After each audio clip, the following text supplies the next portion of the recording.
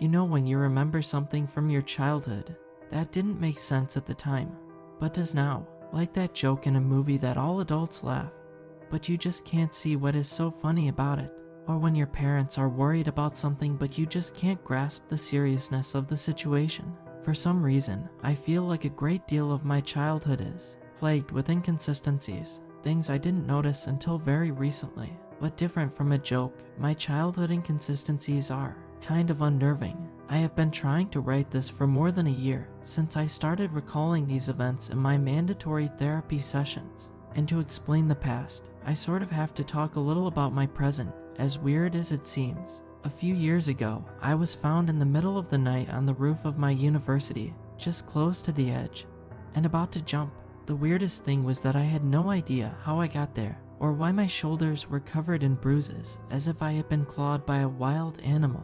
For obvious reasons, my university gently forced me to start taking therapy sessions. At first I had sort of a resistance to touch on my past with Dr. Norma, my psychiatrist, but with the time, I loosened up and started telling her about my childhood because she suspected that somehow it all started there. I objected at first. I've been having these blackouts and periods of time that I can't remember what happened since forever, but doctors can be very persuasive when they want. But I can tell from the nightmares I've been having since therapy started and the horrified expressions that form on her face as I recall my past that something is very wrong. I can't pinpoint the exact moment that my Uncle Peter appeared. For some reason, my memories always get murky when I think about him. He's a member of the family. He raised me.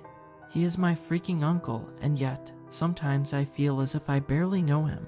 Or worse, as if he's fake, as if he had never existed at all, as if he was a made-up memory. It is hard to explain. I want to cry, run, smile, laugh, and pluck out my eyes when I think about him. I can't recall his face, nor his physical attributes. I try to search for them in my memories, but they keep changing. Sometimes he is blonde, sometimes he is bald, sometimes he is dark-skinned, sometimes Caucasian, sometimes he was the tallest person in the room, sometimes the same height as me when I was 6. He is my uncle, and he lived with us for years, but I do not recall when exactly he moved in. He sort of just appeared there one day in my apartment, and I don't know if he was my father's brother or my mother's. I asked them that several times.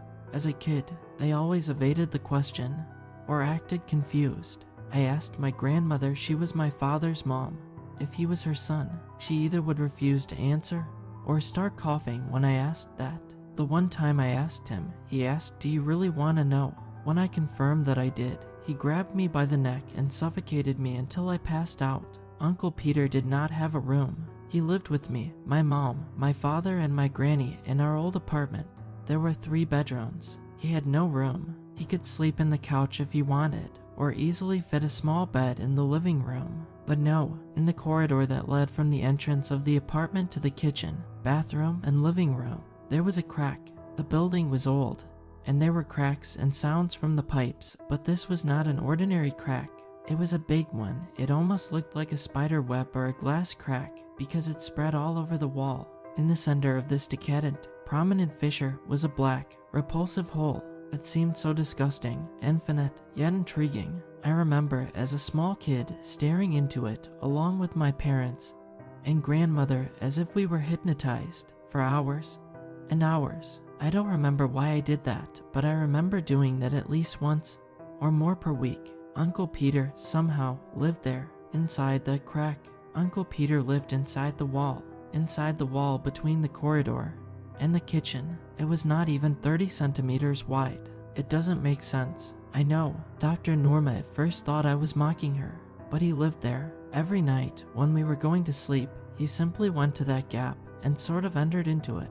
I don't know how the hell he did that. Even as a child, that intrigued me, but even if he lived with us and almost never went outside, I never asked him, and I just don't know why I never did. Once I even tried to enter like he did. The fissure extended all over the wall and a bit on the ceiling, but the hole was only slightly larger than my hand, and it was so damn disgusting. But I didn't dare put my hand in there. Only Uncle Peter could. Since before I was born, we had a maid. I don't remember her name or face. but I know she existed.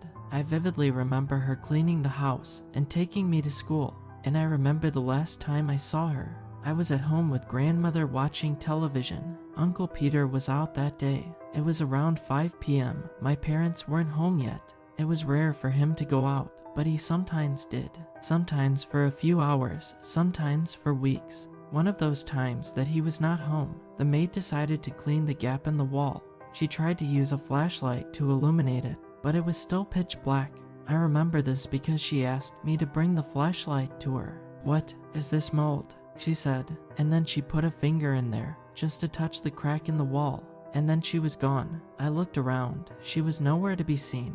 Uncle Peter's head appeared, coming out of the hole, and told me and Granny that we should never go into his room. I remember the police coming and questioning us, but my parents said we never had a maid, but we did. I can't remember her name, or face, or features, but I remember how she disappeared right in front of me. Uncle Peter also had some weird habits. He never worked. I asked him once why he never did.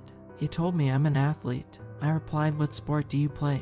And he said blood sport. He never elaborated further, but my parents told me that he worked harder than they ever could. Another of his strange habits was that he didn't eat the same food as us. He liked to eat raw meat. I don't know where he got it from, but it wasn't food from our refrigerator. Uncle Peter also liked to stare in the corners of my room, or to stay under my bed when I went to sleep, and sometimes, when I couldn't sleep, he would read for me. I knew he was reading due to his voice, but I never saw him holding a book.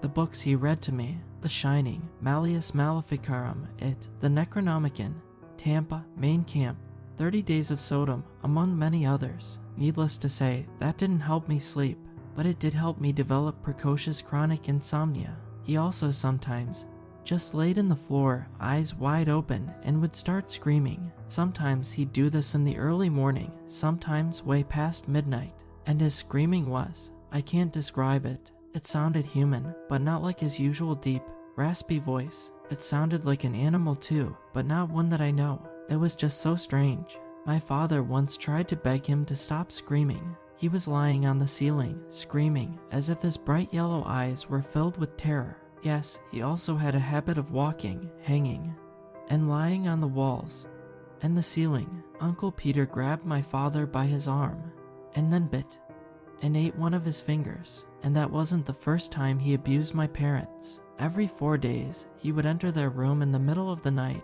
and I'd just hear screams, whimpers, pleads for mercy, and moans of pain, both from my father and mother. Very rarely he left a mark on them, but he clearly was abusing them, and I don't like to even think how was he doing that.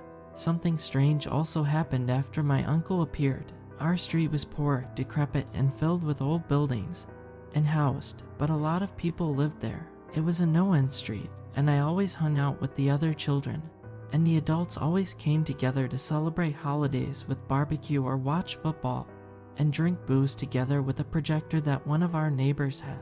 This abruptly ended when I was around 6 years old, the time that Uncle Peter started existing. The street was never heaven, but a wave of criminality and violence started. People started to go missing and move out. Neighbors stopped talking to each other, began building walls, installing cameras, and buying dogs before ultimately leaving or disappearing. I remember one case that was particularly bizarre. Even the local press appeared at the time to investigate, even if they only stayed around for 3 or 4 days. The house just across the street from our apartment block was one where these strange acts occurred. A family lived there. They had a daughter. I used to play with her on the weekends. One day she returned from school to find her entire family dead.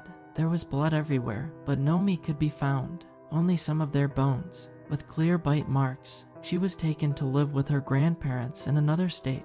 I tried to add her in Facebook some years ago, but she deleted her profile right after. After a few years, most houses on the street were completely abandoned. We still attended the community meetings nevertheless, even if it was just me, my dad, mother, granny, and Uncle Peter and the entire party. There was one of those barbecues that previously had several families and now had less than 10 people that my father asked one of the few remaining attending neighbors to take a photo of our family. It is the only photo that Uncle Peter agreed to appear in. He normally hated even the mention of being photographed. There were other family activities we did together. He liked to watch movies, more specifically, horror movies. We would gather the entire family and watch movies almost every Friday. Something happened during those movie sessions. We never ate anything during them. Nobody ever went for a bathroom break. Nobody even talked. We always sit there, either in the couch or in the floor, and watched. Uncle Peter liked to watch the most messed up films possible. Martyrs, Solo, Serbian Film, The Hills Have Eyes, Requiem for a Dream, Halloween, Sinister, Insidious, The Exorcist, The Exorcise of Emily Rose, Saw 3D, Rosemary's Baby, Caligula. I vividly remember watching all those movies before I was even 10, which I now realize is completely nonsensical since a few of them were not released the time I watched them. After I was around 10, Uncle Peter declared I was nearly an adult, so he could show me less childish movies. The movies I mentioned before were for children in his view. I won't say with detail what were these movies, but they more than once gave me nightmares. That is because often my uncle was acting in them, because often there were people, real people, people that I knew, being brutally tortured in these movies. And sometimes, I was in these movies, both as a torturer and as a victim, and these movies involved far worse things than merely jump scares. And the worst, I never remember acting in any of the movies I appeared. There was a particular brutal one involving our family that we watched when I was around 12. I will not say what exactly happened in the movie, but there was extreme sexual acts and gore. This was the only time we managed to break out of the TV trance. My mother, father, grandmother, all were crying in despair. I was vomiting. Uncle Peter was smiling, sitting in the corner of the room, surrounded by the shadows, laughing. My grandmother then fell over. My father hurried towards her. The experience was so overwhelming that she had a stroke. We had to take her to a mental institution after this. I visited her a couple of times, before somehow completely forgetting she ever existed, along with my parents. I still wouldn't remember her if it weren't for Dr. Norma. I need to visit her again someday, but I fear how she will react when I reveal that I never saw her again because I literally forgot she existed. Uncle Peter lived with us for a lot of years. As a pre-teenager, I didn't have many friends. My constant blackouts, memory issues, disgusting ever appearing, and unexplained wounds, and weird, creepy behavior, and subjects I talked about didn't help. My schools tried to talk to my parents about these issues, to suggest that I should get psychological or medical help, or even threaten to call CPS, but they'd usually just transfer me to another school. Once a CPS agent did show up in our home, but Uncle Peter whispered something to his ear, and he literally peed himself before excusing himself out. I was able, despite all odds, to become friends with 2 other guys from one of the various schools I went to. They were neighbors, and I went to their homes after school and in weekends to play video games or go out with them. Even if the violent wave had reduced a little, it was still a dangerous neighborhood, but my parents didn't seem to mind. One day, I went to the house of one of my friends. As usual, after school ended at 6 p.m., I usually stayed until around 8:30 p.m. when I walked back home. The journey was less than 10 minutes, so I was not very worried with going home in the dark. But that day I returned earlier than usual. I was playing a game with them when I had to go to the bathroom. When I exited the toilet, all lights were out. I did not see him at first because of the darkness, but I did when my eyes adjusted. Uncle Peter was there, crawling on all fours in the wall. I asked him how. Why was he there? He merely looked at me. This is one of the only times I vividly remember his face without it being blurred or weird. It looked almost like a mask, as if he was wearing someone else's skin. His eyes were bright yellow, a sickening, decadent, hideous yellow, shining in the dark. I could see his teeth, and even some of his jawbone, through a few rifts in his skin. His teeth, bones, they were all dark green. He let out one of his screams, but this time way louder and more violent than usual. At that moment, I knew that I would die if I did not leave.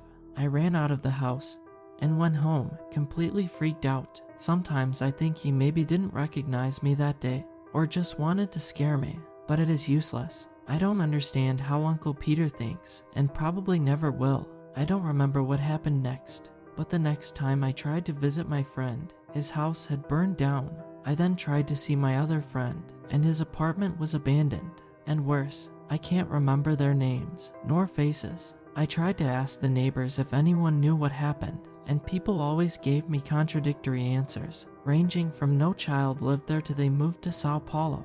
A few years later, I was able to find one of those friends on Facebook.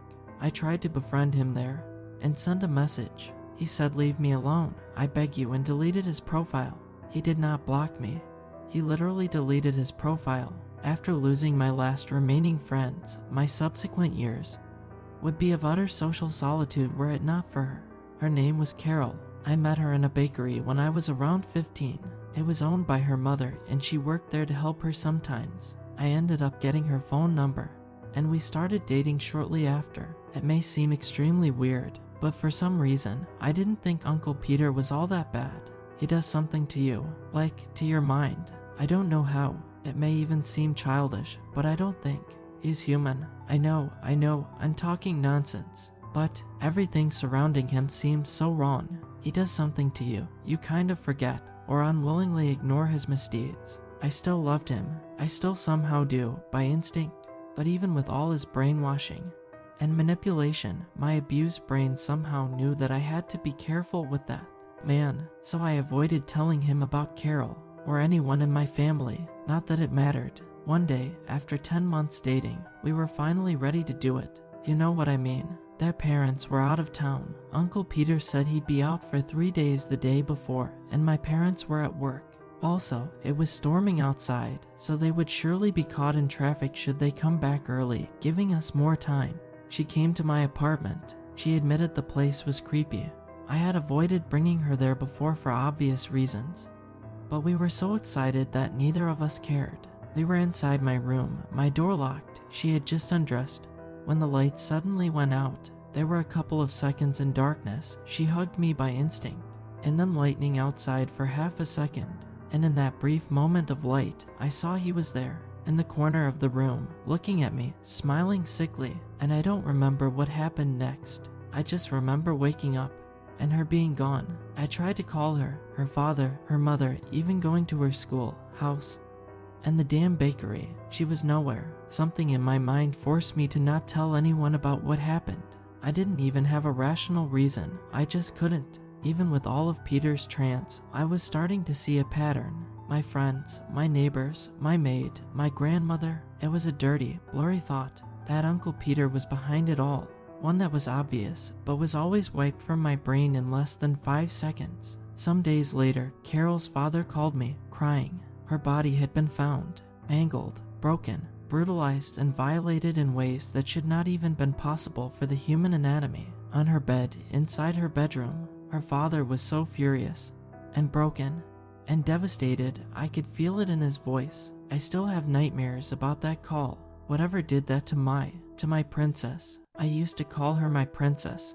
When she was a little kid, you know, the monster who took her from me. He took all of her organs. And I looked up, and in front of me I saw Uncle Peter sitting in the kitchen and eating a raw uterus. He extended his long, creeping hand and offered me a bite. Even now, as I write this, I feel the horror I felt at the moment, the grief, the terror, the disgust. Sorry, I will continue. I don't know how it happened, but at this moment, it all came together. I saw the cannibalistic thing sitting in my kitchen. It was a cryptic, a strange, bony creature trying to disguise itself as human using rotten human skin grossly sewn together. That thing had been living with us for years, torturing us, gaslighting us. I grabbed a cleaver and jumped at him. I managed to hit the eye. A strange, corrosive green liquid squished on my forehead, burning me. To this day I have the scar. I never saw that thing so angry as that day. Peter hit me in the face, instantly breaking my nose, and then he put me on the dinner table. He called my mother and father, held me, and forced them. He made my parents, forced them to. Sorry, I can't, I won't. A few months after Uncle Peter did that to me, he also did something to my father, even if I don't know exactly what that was. I remember waking up one night to my father screaming, his voice a mix of hatred and terror. Maybe someone broke into the house, or he hurt himself, I thought. I quickly got out of my room and went to the living room to check. Father and mother were completely naked, covered in blood, vomit, and bruises, and Uncle Peter was in the corner of the room, grinning, and holding a broken bottle of wine. "Isaac, go to your room. You do not want to see this," my mother shouted. Peter was laughing, and then I saw it in the hands of my father, a revolver. But Peter did not seem scared. He was openly taunting them and laughing. My dad pointed the gun at Peter's head and shot 3 times. Within each bullet, each time he pulled the trigger, there was so much rage, so much grudge, so much bitterness. I knew that monster was family, and my conscience was warning me not to, but I wanted to celebrate. Obviously, Dad's plan didn't work. Peter grabbed the revolver out of my father's hand, recharged it, and then shot him in his knees 6 times. 3 bullets for each knee. Peter then entered his hole in the wall. We had to hurry my dad to the hospital. My father never walked again. When I was 17, one night I arrived home late after spending the entire afternoon studying for my exams in the library. Our building was literally the only one which was not abandoned.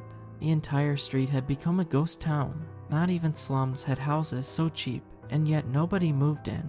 Not even crackheads or squatters tried. The place had been empty for years, but not that day. The street was swarming with people. There were even people from the news. Police cars were parked in front of the building, and some people in biohazard suits coming out of my apartment block. "What happened? I live there," I said to one of the police officers. He did not even answer. He pulled out his gun and ordered for me to surrender. Turns out there was a serial killer operating in our building. Thanks to an anonymous tip, they found out hundreds of human bodies, bones, and skeletons had been found all over it, and we were the prime suspects of killing literally all of our neighbors, me, my mother, and my father. "What about Uncle Peter?" I asked the policemen at the station. They said I did not have an uncle named Peter. We did not even reside there officially. The records said we were living literally in another city somehow. My parents were also imprisoned. My father was apprehended at his work, while my mother was home at the time. It obviously did not make sense. We would not be able to kill so many people. No one would. It would take an army of serial murderers to hide that many bodies. Yet, they arrested us, and as I was being led into the patrol car, I saw him one last time. I looked to the windows of my apartment, expecting to see him grinning. "Why are you looking at those windows?" one of the cops said. I looked at the policeman, and then I noticed his skin was completely rotten and full of stitches. His eyes were bright yellow. There were portions of a green bone visible through tears in the hide. That was the last time I saw my uncle.